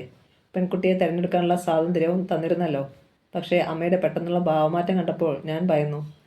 അത് നിന്നെ ഞാനൊന്ന് പരീക്ഷിച്ചതാണ്. നിന്റെ കരളുറപ്പ്. സോനുവിൻ്റെ മുഖത്ത് ലജ്ജ പ്രകടമായി. പക്ഷേ ഒരു കാര്യം, എനിക്ക് ആ പെൺകുട്ടിയെ ഒന്ന് കാണണം, സംസാരിക്കണം. അമ്മ അവളെ കണ്ടതാണല്ലോ. അതെ, അങ്ങനെ പോരാ. അഭിമുഖമായി അടുത്ത് കാണണം. അവളൊരു പക്ഷേ അമ്മ പ്രതീക്ഷിക്കുന്നത്ര സുന്ദരിയല്ലായിരിക്കാം. സാരമില്ല. അമ്മമാർ പുത്രവധുക്കളിൽ ആഗ്രഹിക്കുന്നത് പ്രധാനമായും സ്വഭാവ മഹിമയാണ്. അപ്പോൾ സ്വഭാവം നന്നായിരുന്നാൽ അമ്മയ്ക്ക് ഇഷ്ടമാവും. അതെ എന്നർത്ഥത്തിൽ മാളവിക പുഞ്ചിരിയോടെ തലയാട്ടി. എങ്കിൽ നാളെ ഞാൻ നിമിഷയെ ഇവിടെ കൊണ്ടുവരും. നാളെ വൈകുന്നേരം അമ്മ ഓഫീസിൽ നിന്നും ഇവിടെ എത്തുമ്പോൾ ഞങ്ങളിവിടെ കാത്തിരിക്കുന്നുണ്ടാവും അമ്മയ്ക്കായി. അപ്പോഴും മാളവിക പുഞ്ചിരിയോടെ തലയാട്ടി. എന്നാൽ അന്ന് രാത്രി മാളവികയ്ക്ക് ഉറങ്ങാൻ കഴിഞ്ഞില്ല. ഇതുവരെ മകൻ തൻ്റെ തുണയ്ക്കായി ഒപ്പം ഉണ്ടായിരുന്നു. അവന് എല്ലാം അമ്മയായിരുന്നു. ഇപ്പോൾ പെട്ടെന്ന് അവൻ പുതിയൊരു ജീവിതത്തിലേക്ക് കടക്കുകയാണ്. അമ്മയ്ക്കൊപ്പം തന്നെ അവൻ്റെ ജീവിതത്തിൽ മറ്റൊരാൾ കൂടി ഉണ്ടാവുന്നു. അച്ഛൻ്റെ കൊലപാതകിയെ തേടിക്കൊണ്ടിരിക്കുന്നവനാണ് അവൻ. അമ്മ ഒന്ന് ചൂണ്ടിത്തരികയേ വേണ്ടൂ. താൻ തന്നെ കണക്ക് തീർത്തുകൊള്ളാമെന്നാണ് അവൻ പറഞ്ഞിരിക്കുന്നത്. അച്ഛൻ്റെ കൊലപാതകിയെ കൊന്നാൽ അവന് കിട്ടുന്നതും കൊലക്കയറാണ്. മകനെ കൊലമരത്തിന് നൽകാൻ താൻ തയ്യാറല്ലായിരുന്നു. അതുകൊണ്ട് ചന്ദ്രശേഖരൻ്റെ കടം വീട്ടുന്ന ചുമതല താൻ തന്നെ ഏറ്റെടുത്തു. സോനു വിവാഹം ചെയ്ത് ഒരു കുടുംബജീവിതം നയിക്കട്ടെ. ആദ്യമൊന്നും അതിനോട് അവന് തീരെ യോജിപ്പില്ലായിരുന്നു. എന്നാൽ ഇതാ പെട്ടെന്ന് അവൻ മാറിയിരിക്കുന്നു. അവൻ്റെ ജീവൻ രക്ഷിച്ചവളാണെങ്കിലും ആ പെണ്ണിനു വേണ്ടി അവൻ തൻ്റെ എതിർപ്പിനെ പോലും അവഗണിക്കുമെന്ന് പറഞ്ഞിരിക്കുന്നു. എത്ര സമാധാനിക്കാൻ ശ്രമിച്ചിട്ടും മാളവികയുടെ മനസ്സ് സ്വസ്ഥമായില്ല. ചാരുവേട്ടനും അമ്മയും നഷ്ടമായപ്പോഴും മോനുണ്ടായിരുന്നു. ഇപ്പോൾ പൊടുന്നനെ താൻ തനിച്ചായതുപോലെ മാളവികയ്ക്ക് തോന്നി. സോനുവിന് ഇനി നിമിഷയുടെ ലോകമാണ്. ചന്ദ്രശേഖരനോട് കണക്ക് പറയാൻ ഇനി ഒരുപക്ഷെ താൻ മാത്രമേ കാണൂ. സോനുവിൻ്റെ മാനസിക പിന്തുണ മാത്രമേ താൻ പ്രതീക്ഷിച്ചിരുന്നുള്ളൂ. എന്നാൽ ഇനി അതും നഷ്ടമായാൽ? പിറ്റേന്ന് ഓഫീസിലെ തിരക്കിനിടയിലും നിമിഷ മാളവികയെ ഇടയ്ക്കിടെ ശല്യപ്പെടുത്തി. ഒരിക്കൽ താനൊരു കൊലപാതകയായി മാറും. അതിനുവേണ്ടിയാണ് താൻ ജീവിക്കുന്നതും. ചോരയ്ക്ക് പകരം ചോര. കൊലപാതകയായി അമ്മയെ സോനുവിന് മനസ്സിലാവും. എന്നാൽ നിമിഷയ്ക്ക് തന്നെ മനസ്സിലാക്കാൻ കഴിയണമെന്നില്ലല്ലോ. കൊലക്കയറിന് വിധിക്കപ്പെട്ട് താൻ അഴികൾക്കുള്ളിൽ കഴിയേണ്ടി വന്നാൽ സോനു തന്നെ കാണാൻ വരാതിരിക്കില്ല. എന്നാൽ നിമിഷ അവനെ തടഞ്ഞാൽ? എന്തൊക്കെയാണ് താൻ ചിന്തിക്കുന്നത്? നിമിഷ സോനുവിനേക്കാൾ നന്മയുള്ള ഒരു കുട്ടിയാണെങ്കിലോ? ഏതായാലും തങ്ങളുടെ കുടുംബത്തിലേക്ക് ഒരു പുതിയ വ്യക്തി വരികയാണ്. തനിക്കും തൻ്റെ മകനും ഇടയിൽ. അവൾ തങ്ങളെ കൂടുതൽ അടുപ്പിച്ചേക്കാം. അകലങ്ങളിലേക്ക് അകറ്റിവിടാം. ഒരിക്കൽ ചാരുവേണ്ട അമ്മയ്ക്കും ഈ ഭീതി തോന്നിയിരിക്കുമോ താൻ കടന്നു വന്നപ്പോൾ? ഇല്ല, തൻ്റെ അവസ്ഥയായിരുന്നില്ല ചാരുവേണ്ട അമ്മയ്ക്ക്. അവരൊരു സ്വാതിയായിരുന്നു. അവർക്ക് ആരോടും പകയില്ലായിരുന്നു. മകനു വേണ്ടി മാത്രം ജീവിച്ച ആ അമ്മ. ആ നിലയിലേക്ക് ഉയരാൻ തനിക്കാവില്ല. വൈകുന്നേരം അല്പം നേരത്തെ വീട്ടിലേക്ക് പുറപ്പെട്ടാലോ എന്ന് മാളവിക ആലോചിച്ചു. 5 മിനിറ്റെങ്കിലും നേരത്തെ. അതോ 5 മിനിറ്റ് വൈകിപ്പോയാൽ മതിയോ? അത് മതി എന്ന് മാളവിക തീരുമാനിച്ചു. നേരത്തെ ചെന്നാൽ ആ പെൺകുട്ടിക്ക് താൻ നൽകുന്ന ഒരു കോംപ്ലിമെൻ്റ് ആയിരിക്കും അത്. തുടക്കത്തിലെ അത് വേണ്ട. അവൾ ഏത് തിരക്കാരിയാണെന്ന് ആദ്യമേ അറിയട്ടെ. കാണാൻ തനിക്ക് ആകാംക്ഷയുണ്ടെന്നും അവൾക്ക് തോന്നലുണ്ടാകേണ്ട. അവർ തനിക്കായി കാത്തിരിക്കട്ടെ. അതാണ് മര്യാദ. 5 മിനിറ്റ് വൈകി തന്നെയാണ് മാളവിക പുറപ്പെട്ടത്. നിമിഷയെ കൂട്ടിക്കൊണ്ട് വരേണ്ടതുകൊണ്ട് സോനു നേരത്തെ ഓഫീസിൽ നിന്നും പോയി കഴിഞ്ഞിരുന്നു. മാളവിക തനിയെയാണ് ഡ്രൈവ് ചെയ്ത് വീട്ടിലെത്തിയത്. പോർച്ചിൽ സോനുവിൻ്റെ വണ്ടിയില്ല. അകത്ത് ചെന്ന് നോക്കി. ഇല്ല, സോനു എത്തിയിട്ടില്ല. നിമിഷയുമില്ല. അവർ തന്നെ തോൽപ്പിച്ചിരിക്കുന്നു. അരമണിക്കൂറോളം മാളവിക കാത്തിരുന്നു. അതിനകം 3 തവണ പരിചാരിക എത്തി ചായ കഴിക്കുന്ന കാര്യം ഓർമ്മപ്പെടുത്തി. മാളവിക പോകാതെ മനഃപൂർവ്വം മുകളിലെ കിടക്കമുറിയിൽ തന്നെ കാത്തിരുന്നു. ഒടുവിൽ പുറത്ത് സോനുവിൻ്റെ കാർ വന്നു നിന്ന ശബ്ദം കേട്ടു. ജാലകവിരികൾ ഒതുക്കി മാളവിക താഴേക്ക് നോക്കി. പോർച്ചിൽ വന്നു നിന്ന കാറിൽ നിന്നും സോനുവിൻ്റെ ഒപ്പം മെലിഞ്ഞു സുന്ദരിയായ ഒരു പെൺകുട്ടി ഇറങ്ങുന്നു. ചുരിദാർ കുർത്തയാണ് വേഷം. മാളവികയ്ക്ക് നിരാശ തോന്നി. വിവാഹം ചെയ്യാൻ പോകുന്ന പുരുഷൻ്റെ അമ്മയെ കാണാൻ വരുമ്പോഴെങ്കിലും അവൾക്ക് സാരി ധരിക്കാമായിരുന്നു. അതായിരുന്നു കുലീനത്വം. ഒരു മലയാളി പെൺകുട്ടിയാണല്ലോ. അല്പം കഴിഞ്ഞപ്പോൾ കിടക്കരയുടെ വാതിൽക്കൽ സോനു എത്തി. സോറി അമ്മേ, നിമിഷയ്ക്ക് അവളുടെ അച്ഛൻ്റെ ടെലിഫോൺ ഉണ്ടായിരുന്നു ന്യൂയോർക്കിൽ നിന്ന്. അതുകൊണ്ട് അവൾ വരാൻ അല്പം വൈകി. ന്യൂയോർക്കിൽ നിന്നോ? മാളവിക അത്ഭുതത്തിൽ സോനുവിനെ നോക്കി. അതെ, അവൾക്ക് അച്ഛൻ മാത്രമേ ഉള്ളൂ. അദ്ദേഹം ന്യൂയോർക്കിലാണ്. അപ്പോൾ നിമിഷ ഇവിടെ തനിച്ചാണോ? നിമിഷ അവളുടെ അമ്മയോടൊപ്പമാണ്. അവർ ഇവിടെ സർക്കാർ ആശുപത്രിയിൽ നേഴ്സാണ്. നിമിഷയുടെ അമ്മ അവളെ പ്രസവിച്ചപ്പോഴേ മരിച്ചുപോയി. മാളവികയുടെ മനസ്സലിഞ്ഞു. അമ്മയില്ലാത്ത കുട്ടി. പാവം, ഗൈഡ് ചെയ്യാൻ അവൾക്ക് ആരുമില്ല. അതിൻ്റെ കുഴപ്പങ്ങളൊക്കെ കണ്ടേക്കാം, സാരമില്ല. സോനുവിനോടൊപ്പം മാളവിക താഴെ സ്വീകരണ മുറിയിലെത്തി. സോഫയിൽ ചാഞ്ഞു കിടന്ന് ഒരു വാരികയുടെ പേജുകൾ മറിച്ചു നോക്കിക്കൊണ്ടിരുന്ന നിമിഷ മെല്ലെ ഒന്ന് തലയുയർത്തി നോക്കി. മാളവികയുടെ നേർക്ക് പുഞ്ചിരിച്ചു. മാളവികയ്ക്ക് വീണ്ടും നേരിയ മുഷിവ്. ആ കുട്ടിക്ക് ഒന്ന് എഴുന്നേൽക്കാമായിരുന്നു, കൈ കൂപ്പാമായിരുന്നു. നിമിഷ, ഇതാണ് എൻ്റെ അമ്മ, സോനു പരിചയപ്പെടുത്തി. ഓ, എനിക്കറിയാം. അവൾ ഉദാസീനമായി പുഞ്ചിരിച്ചു. പഴയ അതേ ചിരി. വാരിക അവൾ മടക്കി വച്ചില്ല. അമ്മേ, ഇതാണ് നിമിഷ. സോനു അമ്മയ്ക്ക് നിമിഷയെ ചൂണ്ടിക്കാട്ടി. നമസ്കാരം. മാളവിക മനഃപൂർവ്വം കൈകൂപ്പി. അപ്പോഴും നിമിഷ ഒന്ന് പുഞ്ചിരിച്ചു. നിമിഷയെ ഞാൻ കാത്തിരിക്കുകയായിരുന്നു, മാളവിക അറിയിച്ചു. നമുക്കൊന്നിച്ച് ചായ കഴിക്കാം. ആ, എനിക്കും വിശക്കുന്നുണ്ട്. അവൾ എഴുന്നേറ്റു. നിമിഷയുടെ അപ്പോഴത്തെ നിഷ്കളങ്കമായ ഭാവം മാളവികയ്ക്ക് ഇഷ്ടമായി. ജാട ഇല്ലെന്ന് തോന്നുന്നു. ചായ കഴിക്കുന്നതിനിടയിൽ മാളവിക തിരക്കി. നിമിഷയുടെ അച്ഛൻ ന്യൂയോർക്കിൽ എന്ത് ചെയ്യുന്നു? ബിസിനസ്. ഡാഡി ആദ്യം ഗൾഫിലായിരുന്നു. അവിടെ വെച്ചാണ് മമ്മിയുമായി കണക്റ്റഡ് ആവുന്നത്. അവർ പിന്നെ സ്റ്റേറ്റ്സിലേക്ക് പോന്നു. Mummy nurse, daddy business. സ്റ്റേറ്റ്സിൽ വെച്ചാണ് ഞാനുണ്ടായതോടെ മമ്മി മരിച്ചു. 5 വർഷം മുമ്പ് ഡാഡി എന്നെ നാട്ടിലേക്ക് അയച്ചു. ഇവിടെ ഗ്രാനിയുണ്ട്. ഗവൺമെൻറ് ഹോസ്പിറ്റലിൽ ഹെഡ് നേഴ്സാണ്. ഡാഡി, മമ്മി, ഗ്രാനി വിളികൾ മാളവികയ്ക്ക് തീരെ ഇഷ്ടമായില്ല. പിന്നെ ക്ഷമിച്ചു. കുറേ നാൾ സ്റ്റേറ്റ്സിൽ ജീവിച്ച കുട്ടിയല്ലേ. ഇവിടെ വന്ന ശേഷമാണ് ഞാൻ മലയാളം പഠിച്ചത്. അവിടെ വെച്ച് ഡാഡിയും ഞാനും ഇന്ത്യൻ ഭാഷകളൊന്നും പറയുമായിരുന്നില്ല. ഡാഡി എന്നെ തനി അമേരിക്കനായാണ് വളർത്തിയത്. ഡാഡിക്ക് അവിടെ വലിയ പേരാണ്. ഡാഡിയെ അറിയാത്തവരാരും ന്യൂയോർക്ക് സിറ്റിയിലില്ല. ഇന്ത്യക്കാർ മാത്രമല്ല അവിടുത്തുകാരും. എന്താ നിമിഷം ഡാഡിയുടെ പേര്? RC മേനോൻ. ന്യൂയോർക്കിൽ അതൊരു ഗ്രേറ്റ് നെയിമാണ്. ഡാഡി വിചാരിച്ചാൽ അവിടെ എന്തും നടക്കും. നിമിഷ ഒരു പൊങ്ങച്ചക്കാരിയാണെന്ന് മാളവികയ്ക്ക് തോന്നി. എന്താ ഈ RC മേനോൻ്റെ മുഴുവൻ പേര്? തെല്ലു പരിഹാസത്തിലാണ് മാളവിക ചോദിച്ചത്. ഒരു കട്ട്ലറ്റ് എടുത്ത് ചവച്ചുകൊണ്ട് പ്രത്യേക പോസ്റ്റിൽ നിമിഷ പറഞ്ഞു. R. ചന്ദ്രശേഖർ മേനോൻ. മാളവിക വല്ലാതൊന്ന് നടുങ്ങി. ആ കണ്ണുകൾ ചുവന്നു. R. ചന്ദ്രശേഖർ മേനോൻ. മാളവികയുടെ ചുണ്ടുകൾ വിറച്ചു. ചന്ദ്രശേഖർ എന്ന പേര് ഇപ്പോൾ എവിടെ കേട്ടാലും മാളവികയ്ക്ക് നടുക്കമാണ് ഉണ്ടാവാറ്. അവൾ വല്ലാതെ അസ്വസ്ഥയാവാറുമുണ്ട്. അയാളാവുമോ? അയാൾ താൻ തേടുന്ന ആൾ തന്നെയോ? നിമിഷയുടെ ഡാഡിയായ ചന്ദ്രശേഖറിന് ഒരു പ്രത്യേകത കൂടിയുണ്ട്. അയാൾ വിദേശത്താണ്. ആദ്യം ഗൾഫിലും ഇപ്പോൾ സ്റ്റേറ്റ്സിലുമാണ്. താൻ അന്വേഷിക്കുന്ന ചന്ദ്രശേഖർ ഒരിക്കൽ ഗൾഫിൽ മുങ്ങിയവനാണ്. ഇപ്പോൾ എവിടെയാണെന്ന് ഒരു പിടിയുമില്ല. ചാരുവേട്ടൻ്റെ ഘാതകനായ ചന്ദ്രശേഖരുടെ ഇനീഷ്യൽ എന്താണെന്നറിയില്ല. അയാൾക്ക് മേനോൻ എന്നൊരു വാലുണ്ടോ എന്നും തീർച്ചയില്ല. ഒരുപക്ഷെ ഉണ്ടാവാം. ചാരുവേട്ടൻ്റെയും ചന്ദ്രശേഖരുടെയും പഴയകാലത്തെ ബിസിനസ് പാർട്ട്ണർഷിപ്പിനെ സംബന്ധിച്ച രേഖകൾ പരിശോധിച്ചാൽ ചന്ദ്രശേഖരുടെ പൂർണ്ണമായ പേരും വിവരങ്ങളും കണ്ടുപിടിക്കാനാവും. താൻ ചാരുവേട്ടൻ്റെ ജീവിതത്തിൽ എത്തിയതോടെ ആ പാർട്ട്ണർഷിപ്പ് അവസാനിപ്പിച്ചതിനാൽ അയാളെക്കുറിച്ച് അധികമൊന്നും അറിയാനും കഴിഞ്ഞില്ല. അറിയാൻ താനും ആഗ്രഹിച്ചിരുന്നില്ല. ചാരുവേട്ടൻ്റെ ദാരുണ്യാന്ത്യം വരെ. അമ്മ എന്താ പകച്ചിരിക്കുന്നത്? സോനു ചോദിച്ചു. മാളവിക ഒരു ഞെട്ടലോടെ ഉണർന്നു. ഒന്നുമില്ല. നിമിഷയുടെ ഡാഡിയുടെ പേര് കേട്ടപ്പോൾ എവിടെയോ കേട്ട് പരിചയമുള്ളതുപോലെ തോന്നി. ആൻറ്റി കേൾക്കാൻ വഴിയില്ല. നിമിഷ കൊഞ്ചലോടെ അറിയിച്ചു. എൻ്റെ ഡാഡി വളരെ കാലമായി വിദേശത്തായിരുന്നു. വളരെ കാലമായി. എന്നാലും വിദേശത്ത് പോകും മുമ്പ് അദ്ദേഹം ഒരിക്കൽ ഈ ദേശത്തുണ്ടായിരിക്കുമല്ലോ. അല്പകാലത്തേക്കെങ്കിലും. അർത്ഥഗർഭമായി മാളവിക ചോദിച്ചു. ഒരുപക്ഷെ അല്പകാലത്തേക്കെങ്ങാൻ നാട്ടിൽ ഉണ്ടായിരുന്നിരിക്കാം. നിമിഷ സമ്മതിച്ചു. വലിയ കുടുംബത്തിലെ ആളായതുകൊണ്ട് ആൻറ്റി കേട്ടിരിക്കാനും വഴിയുണ്ട്. ഈ പെൺകുട്ടി വലിയ പൊങ്ങച്ചക്കാരിയാണെന്ന് തോന്നുന്നു. മാളവിക ഓർത്തു. ഇവളുടെ മുഖമുദ്ര തന്നെ അതാണ്. എങ്കിലും സോനുവിന് അവളെ മതിയെങ്കിൽ താൻ എതിര് നിൽക്കാൻ പോകുന്നില്ല. അവൻ്റെ ജീവൻ രക്ഷിച്ച പെൺകുട്ടിയല്ലേ. പക്ഷേ പ്രശ്നം അതുകൊണ്ടൊന്നും തീരുന്നില്ല. വിധി വൈപരീത്യത്താൽ ഇവളുടെ അച്ഛനായ ചന്ദ്രശേഖറും താൻ തേടുന്ന ചന്ദ്രശേഖറും ഒരാളാണെന്ന് തെളിഞ്ഞാൽ? അങ്ങനെ സംഭവിക്കുമോ? ദൈവം ഒരു മഹാവികൃതിയാണ്. ചിലപ്പോൾ മനുഷ്യജീവിതത്തിൽ വിചിത്രമായ നാടകങ്ങൾ സൃഷ്ടിച്ചെന്ന് വരാം. ഒരുപക്ഷെ ദൈവം ചന്ദ്രശേഖരെ തൻ്റെ കയ്യിൽ തന്നെ കൊണ്ടെത്തിക്കുകയാണോ? അല്ലെങ്കിൽ ചന്ദ്രശേഖറിലേക്ക് ഈ പെൺകുട്ടിയെ ഒരു പാലമാക്കുകയാണോ? പക്ഷേ അത് ഭയങ്കരമായ ഭവിഷ്യത്തുകൾ ഉണ്ടാക്കും. ചന്ദ്രശേഖർ തൻ്റെ ശത്രുവാണ്. അയാളെ താൻ കണ്ടെത്തുന്നത് കണക്കുകൾ തീർക്കാനാണ്. പക്ഷേ താൻ തേടുന്ന ചന്ദ്രശേഖർ ഈ പെൺകുട്ടിയുടെ ഡാഡിയാണെങ്കിൽ തൻ്റെ മകൻ ഏതു പക്ഷത്ത് നിൽക്കും? ഈ പെൺകുട്ടി ഏതു പക്ഷത്ത് നിൽക്കും? അവൾക്ക് ഒരു പക്ഷേ അവളുടെ അച്ഛനെ പിന്തുണയ്ക്കാനേ കഴിഞ്ഞെന്ന് വരൂ. എന്നാൽ തൻ്റെ സോനു, അവൻ എന്ത് നിലപാട് സ്വീകരിക്കും? അച്ഛൻ്റെ കൊലപാതകിയോട് കണക്ക് തീർക്കാൻ കാത്തിരുന്നവനാണ് സോനുവും. ഇനിയും അവന് അതിന് കഴിയുമോ? തങ്ങളുടെ ജന്മശത്രു സ്വന്തം പ്രിയപ്പെട്ടവളുടെ പിതാവാണെന്നറിഞ്ഞാൽ? ഇല്ല, എല്ലാം തൻ്റെ ഭീതി മാത്രമായിരിക്കും. ഇത് മറ്റേതോ ചന്ദ്രശേഖറാണ്. അല്ലെങ്കിലോ അയാൾ തൻ്റെ ചാരുവേട്ടൻ്റെ ഘാതകം തന്നെയാണെങ്കിലോ? ഈ പെൺകുട്ടിയെ തൻ്റെ മകനിൽ നിന്ന് ഒഴിപ്പിക്കാൻ കഴിയുമോ? അവനതിന് തയ്യാറാവുമോ? നിമിഷയോട് അവളുടെ ഡാഡിയെപ്പറ്റി കൂടുതൽ അന്വേഷിക്കാൻ പറ്റില്ല. അവൾക്ക് മാത്രമല്ല സോനുവിനും സംശയം തോന്നാം. വിശേഷിച്ച് ഒന്നും സംഭവിച്ചതായി ഭാവിക്കുകയേ വേണ്ട. നിമിഷ ആ കട്ട്ലേറ്റ് കഴിച്ചില്ലല്ലോ, എന്തോ ആ സോസും എടുത്തില്ല. വിഷയം തിരിക്കാനായി മാളവിക നിമിഷയോട് ചോദിച്ചു. ഓ, ഇതെന്ത് സോസാ? ടിന്നിൽ പാക്ക് ചെയ്ത് വന്നതല്ലേ? പുച്ഛത്തിൽ അവൾ ചുണ്ടുകൊട്ടി. എൻ്റെ ഗ്രാനി നല്ല ഒന്നാന്തരം സോസ് വീട്ടിലുണ്ടാക്കും. ഈ കട്ട്ലേറ്റും ഗ്രാനി ഉണ്ടാക്കുന്നതിൻ്റെ പകുതി പോലും നന്നായിട്ടില്ല. വെപ്പുകാർ ഉണ്ടാക്കുന്ന ഭക്ഷണമാണ്. അത് അത്രയൊന്നും ഗംഭീരമായിരിക്കുകയുമില്ല.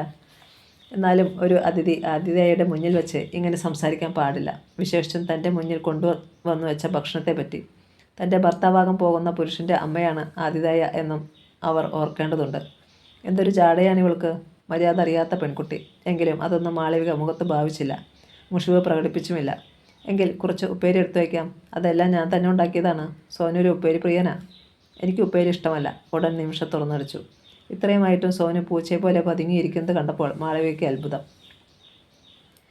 ഇവനെന്തേ പെൺകുട്ടിയുടെ സംസാരശൈലിയുമായി പൊരുത്തപ്പെട്ടു പോയിരിക്കുമോ? അതല്ലെങ്കിൽ ജീവൻ രക്ഷിച്ച നന്ദിയുടെ പേരിൽ നിശബ്ദനായിരിക്കുന്നതുമാവാം. അതുമല്ലെങ്കിൽ ഈ പെൺകുട്ടി ഒരു ശുദ്ധ പാവമായിരിക്കാം. ഒരുതരം ഔട്ട് സ്പോക്കൺ ടൈപ്പ്. അങ്ങനെയും വരാമല്ലോ.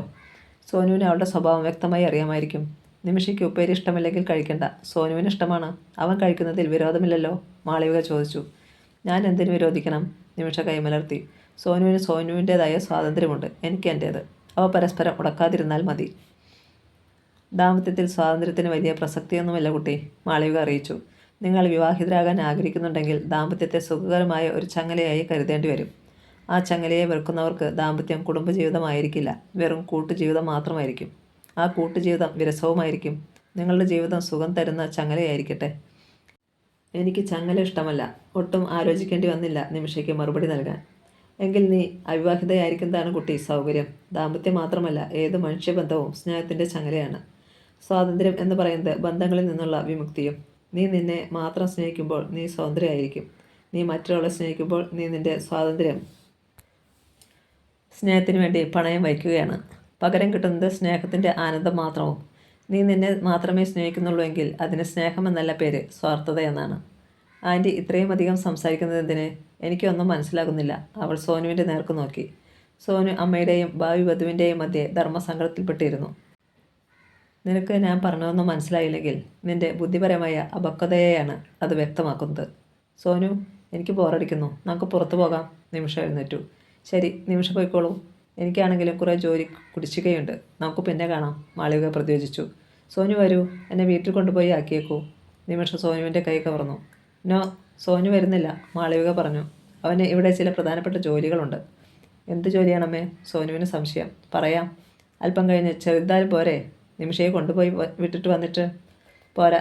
അത്യാവശ്യമായി ചില പേപ്പേഴ്സ് ശരിയാക്കാനുണ്ട്. നിൻ്റെ സഹായം ആവശ്യമുണ്ട്. നാളെ അയക്കേണ്ടതല്ലേ? രാത്രി ചെയ്താൽ പോരെ? നോ, ഇന്ന് തയ്യാറാക്കി രാത്രി മെയിൽ അയക്കണം. അർജൻറ്റാണ്. സോനു വിഷമത്തിലായി. ആൾ റൈറ്റ്, ഞാൻ തനിച്ച് പോയിക്കൊള്ളാം, നിമിഷ പറഞ്ഞു. വണ്ടിയില്ലല്ലോ. ഗേറ്റിൽ നിന്നും ഞാനൊരു ഓട്ടോ പിടിച്ചു കൊള്ളാം. വാഷ് ബേസിനിൽ ചെന്ന് കൈയും വായും കഴുകി തുടച്ചിട്ട് യാത്ര പറയാതെ തന്നെ നിമിഷ പുറത്തേക്ക് നടന്നു. വളരെ തിടുക്കത്തിൽ. അവൾ പിണങ്ങി പോവുകയാണെന്ന് മാളവികയ്ക്ക് മനസ്സിലായി. അല്പസമയം അസ്വസ്ഥനായി നിന്ന ശേഷം സോനു നീരസത്തിൽ അമ്മയെ നോക്കി. വരൂ, പേപ്പേഴ്സ് തയ്യാറാക്കാം. വേണ്ട, ആ കുട്ടി കേൾക്കാൻ ഞാനൊരു നുണ പറഞ്ഞതാണ്. അപ്പോൾ പേപ്പേഴ്സ് പ്രിപ്പയർ ചെയ്യണ്ട? വേണ്ട. അപ്പോൾ അമ്മ എന്നെ കളിപ്പിച്ചു. അതെ, നിമിഷയെ ഞാനാണ് കൂട്ടിക്കൊണ്ടു വന്നത്. എന്നിട്ട് അവളെ തനിയെ പറഞ്ഞു വിട്ടു. അവൾ എന്നെ മര്യാദയില്ലാത്തവനായി കരുതി കാണും. അവൾ എന്ത് കരുതിയാലും കുഴപ്പമില്ല, മാളവിക പറഞ്ഞു. സാമാന്യ മര്യാദ എന്താണെന്ന് അറിയാത്തവളാണ് അവൾ. ആ കുട്ടി ആരിൽ നിന്നും മര്യാദ പ്രതീക്ഷിക്കേണ്ട ആവശ്യമില്ല. അമ്മേ, ഞാൻ അവളെ സ്നേഹിക്കുന്നു. അവൾ നിന്നെ സ്നേഹിക്കുന്നില്ലെങ്കിലോ? എൻ്റെ ജീവൻ രക്ഷിച്ചവളാണ് അവൾ. ഒരിക്കൽ ഒരാൾ നിൻ്റെ അച്ഛൻ്റെ ജീവനും രക്ഷിച്ചു. അദ്ദേഹം എന്നും ആ കടപ്പാടും സ്നേഹവും സൂക്ഷിച്ചിരുന്നു. എന്നാൽ ജീവൻ രക്ഷിച്ചവൻ തന്നെ പിന്നീട് അദ്ദേഹത്തിൻ്റെ ജീവൻ എടുത്തു.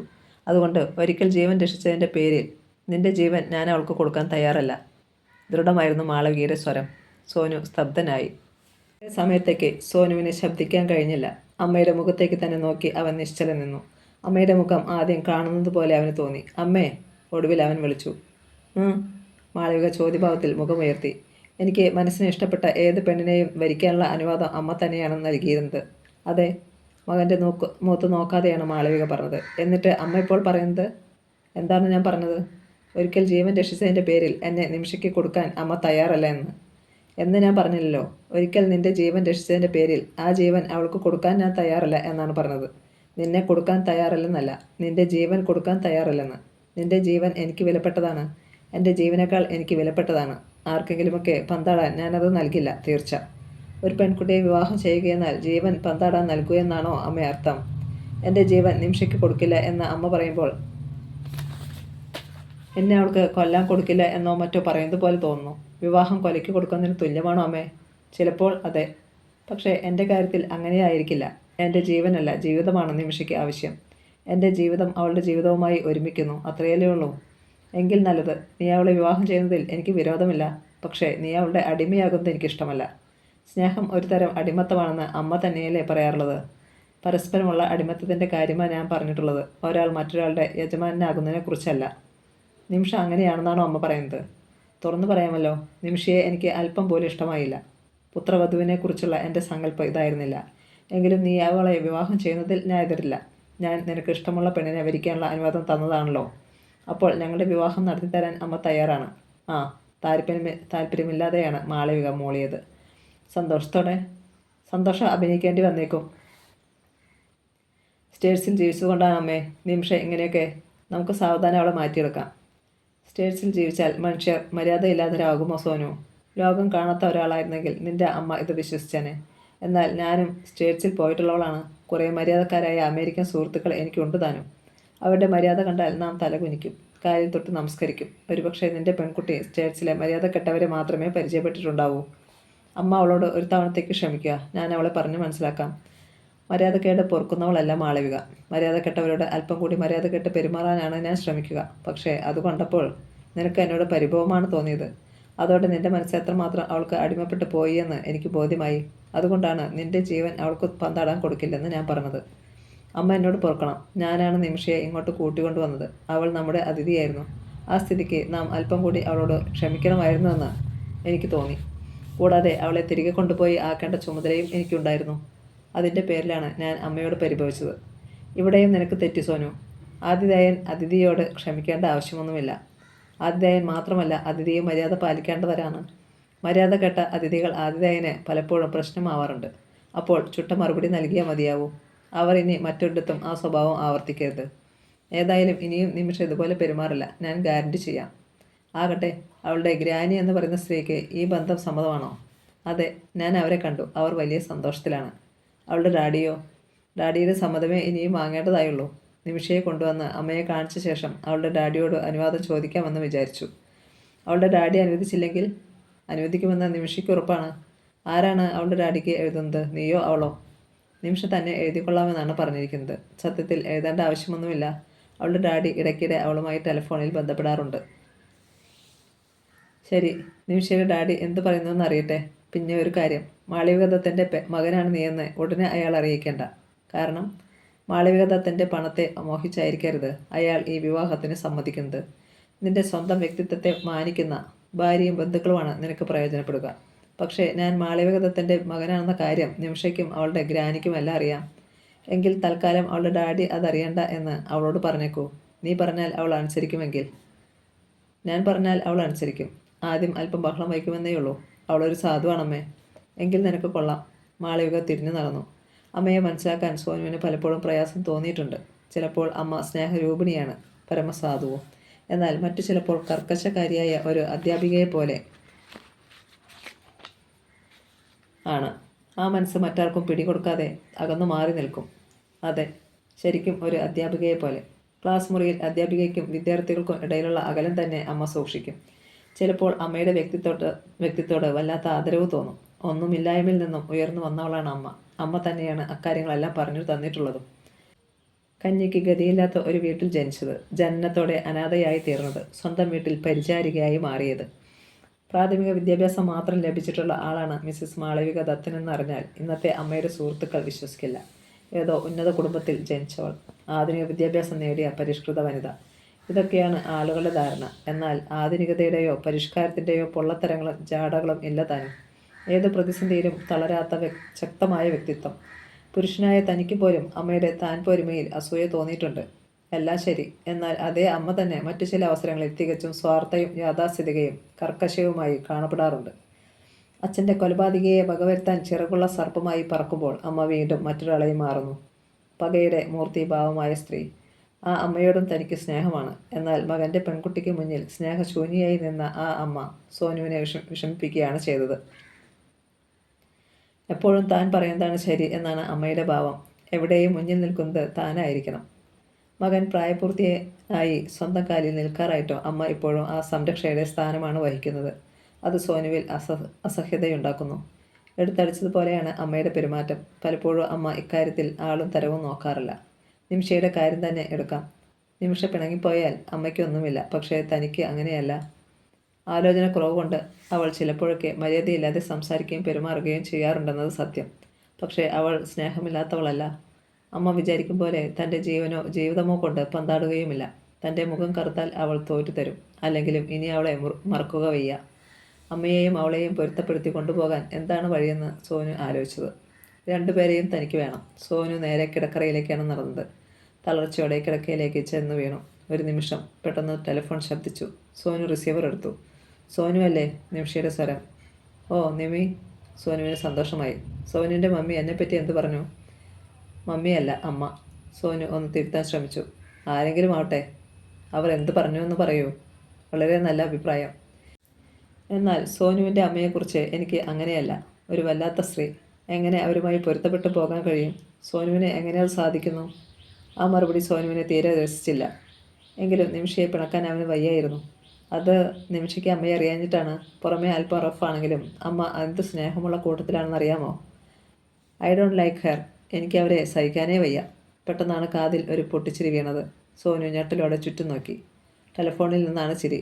അമ്മയുടെ ചിരി. തുടർന്ന് ഒരു വാചകവും. പക്ഷേ നിന്നെ സഹിക്കാൻ ഞാൻ തയ്യാറാണ് കുട്ടി. തൊട്ടടുത്ത മുറി അമ്മയുടെ കിടക്കറയാണ്. അവിടെ ഇരുന്ന് അമ്മ തങ്ങളുടെ ടെലിഫോൺ സംഭാഷണം ചോർത്തുകയായിരുന്നുവോ? ഒരു നിമിഷം സോനു എന്ത് വേണമെന്നറിയാതെ നിന്നു. നിമിഷയിൽ നിന്നും മറുപടി ഉണ്ടായില്ല. നിമിഷ, സോനു വിളിച്ചു.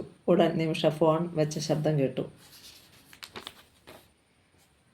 സോനു റിസീവറിലേക്ക് നോക്കി പകച്ചു നിൽക്കെ വാതിൽക്കൽ മാളവിക പ്രത്യക്ഷയായി. ചുണ്ടിൽ ചിരി. മകൻ കാമുകിയുമായി ഫോണിൽ സംസാരിക്കുമ്പോൾ അത് ചോർത്തുന്നത് തെറ്റാണെന്നറിയാം. പക്ഷേ നീ എൻ്റെ മകനാണ്. നീയേ എനിക്കുള്ളൂ. നിനക്ക് എന്താണ് സംഭവിക്കുന്നതെന്ന് എനിക്കറിയണം. മാളവിക തിരിഞ്ഞു നടന്നു. ആ രാത്രിയിൽ മാളവിക ഉറങ്ങിയില്ല. ചരിത്രത്തിൻ്റെ പഴയ ഫയലുകൾ പരിശോധിക്കുകയായിരുന്നു. CNC കമ്പൈൻസിൻ്റെ ഫയലുകൾ. ഒടുവിൽ കണ്ടെത്തി ചന്ദ്രശേഖരൻ്റെ മുഴുവൻ പേരും. ആർ ചന്ദ്രശേഖരൻ മേനോൻ. അപ്പോൾ നിമിഷ താൻ തേടിക്കൊണ്ടിരിക്കുന്നവൻ്റെ മകളാണ്. വിധിയാണ് അവളെ തൻ്റെ കയ്യിൽ കൊണ്ടെത്തുന്നത്.